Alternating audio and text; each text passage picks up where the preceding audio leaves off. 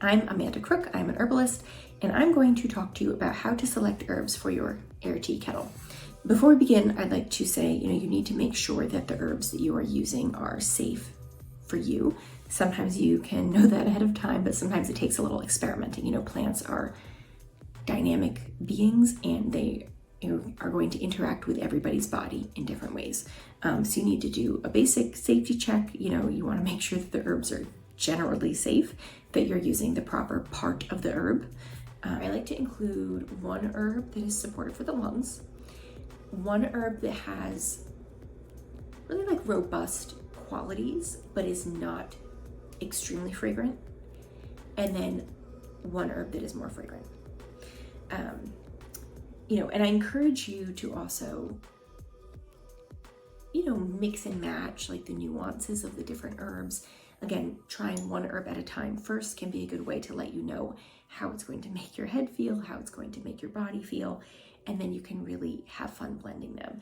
And as much as you can read about herbs, reading about herbs, of course, is fantastic. As much as you can read about herbs, with something like this, you really need to try different herbs yourself to see how they make you feel. That's something I love about working with plants and herbalism is, you are your own highest authority about how it is for you and your body. And so, but you need to have that data, you need to have the data of experience to see how it is actually affecting you. Always, but especially with a device like this, you really want to be sure that your herbs do not have chemical residues on them. And by chemicals, I mean herbicides. Obviously herbs they are comprised of phytochemicals, the plant chemicals, but we really want to make sure that they do not have herbicides, pesticides, fungicides on them. We want to make sure that they're not contaminated, with heavy metals. There's a lot of contamination and adulteration in the natural products industry.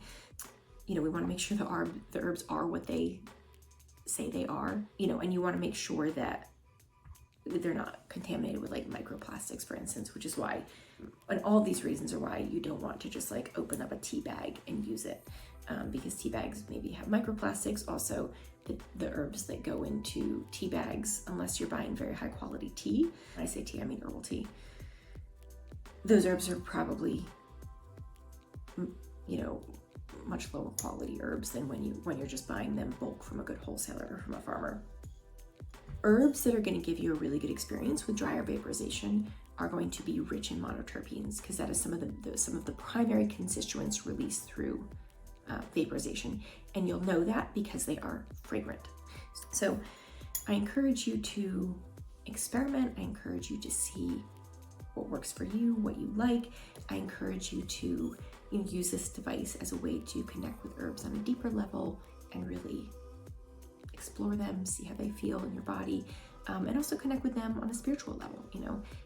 It is a way of bringing herbs into your body in a very gentle way, in a very peaceful way, and it's really an experience that you can customize for yourself.